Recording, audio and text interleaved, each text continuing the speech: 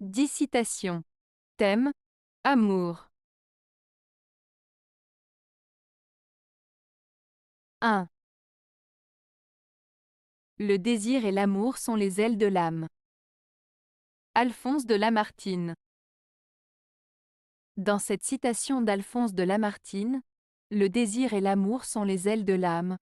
L'auteur exprime l'idée que le désir et l'amour sont des forces puissantes qui permettent à l'âme de s'élever et de se réaliser pleinement. Le désir représente ici l'aspiration profonde de l'individu, son envie de quelque chose de plus grand, tandis que l'amour symbolise l'attachement aux autres, la compassion et la connexion avec le monde qui nous entoure. Ensemble, ces deux éléments agissent comme des moteurs qui poussent l'âme à s'élever, à se transcender et à trouver sa véritable essence. En somme, Lamartine suggère que le désir et l'amour sont des forces essentielles qui permettent à l'âme de s'épanouir et de s'envoler vers des horizons nouveaux. 2. Il est doux d'être aimé pour soi-même. Pierre-Augustin Caron de Beaumarchais.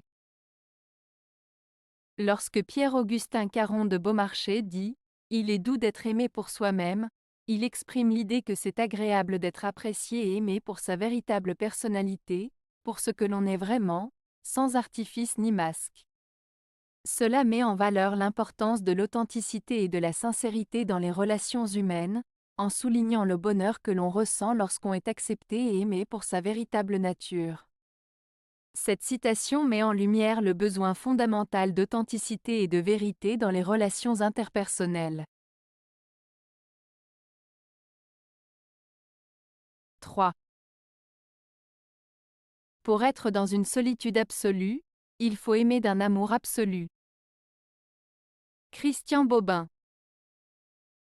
Lorsque Christian Bobin dit « Pour être dans une solitude absolue, il faut aimer d'un amour absolu », il exprime l'idée que pour se sentir pleinement en paix et en harmonie avec soi-même malgré la solitude, il est nécessaire d'aimer de manière profonde et inconditionnelle. En d'autres termes, l'amour absolu peut combler le vide de la solitude et apporter une forme de plénitude intérieure. Cette citation souligne l'importance de l'amour comme source de force et de réconfort, même dans les moments où l'on se trouve seul. 4. L'amour idéal est celui qui se dresse entière dans l'existence de deux êtres qui s'aiment. Claude Aveline. Claude Aveline exprime ici l'idée que l'amour idéal est celui qui se positionne comme un élément essentiel et positif dans la relation entre deux individus qui s'aiment.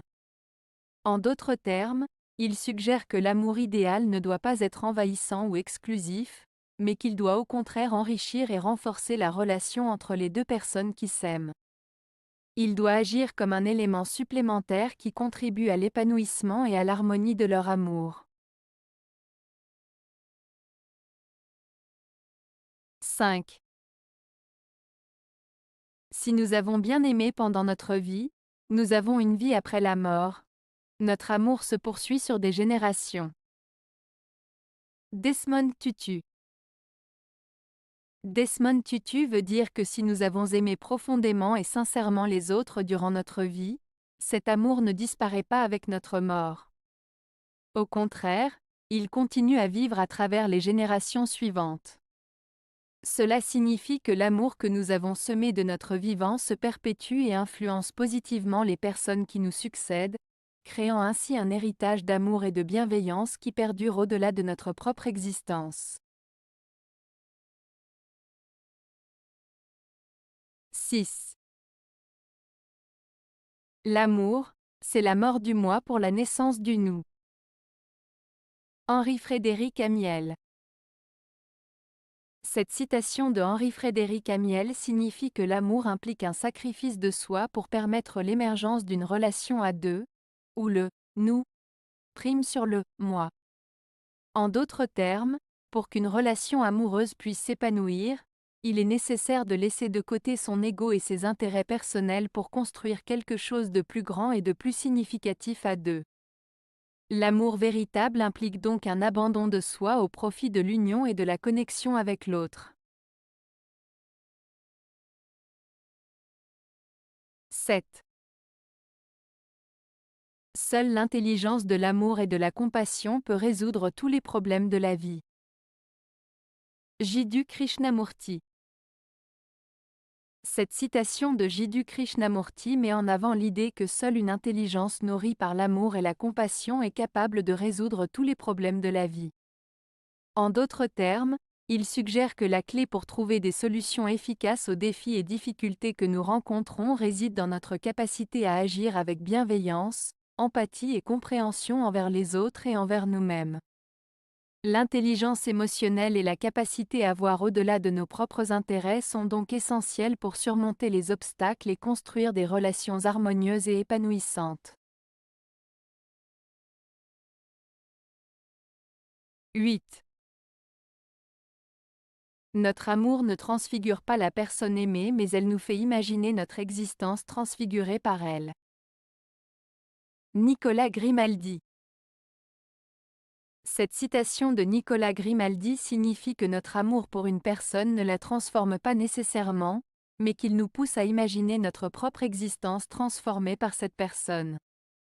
En d'autres termes, l'amour que nous ressentons pour quelqu'un peut nous inspirer à voir notre vie d'une manière différente, embellie ou transformée, grâce à cette relation amoureuse. Cela met en lumière le pouvoir de l'amour sur notre perception de nous-mêmes et de notre réalité.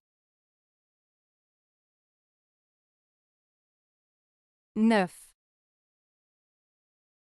L'amour n'a pas d'autre problème que d'autoriser le désir. Anna de Noailles. La citation d'Anna de Noailles, « L'amour n'a pas d'autre problème que d'autoriser le désir », signifie que dans une relation amoureuse, le principal défi réside dans le fait de laisser libre cours au désir. En d'autres termes, l'amour est souvent associé à la passion et au désir, et il est important de permettre à ces sentiments de s'exprimer pleinement pour que la relation puisse s'épanouir. Cette citation souligne l'importance de laisser les émotions et les désirs amoureux jouer un rôle central dans une relation, sans chercher à les contrôler ou à les limiter. 10. Sa vue imprime à mon cœur un mouvement plus rapide, son absence emplit mon esprit. Robert Desnos. Cette citation de Robert Desnos exprime les sentiments contradictoires ressentis en présence et en l'absence de la personne aimée. Lorsque la personne est présente, son regard a un impact profond sur le cœur de l'auteur, le faisant battre plus rapidement, signifiant ainsi l'intensité de ses émotions. En revanche, lorsque cette personne est absente, elle occupe entièrement l'esprit de l'auteur, laissant un vide qui contraste avec l'effervescence ressentie en sa présence. Cette dualité entre la présence et l'absence de l'être aimé est magnifiquement exprimée par Desnos dans cette phrase. Avez-vous aimé la vidéo? Si oui, mettez un pouce vers le haut. Cela aidera la chaîne et aidera les autres à la trouver. Nous ajoutons plusieurs nouvelles vidéos quotidiennement. Abonnez-vous pour ne rien manquer.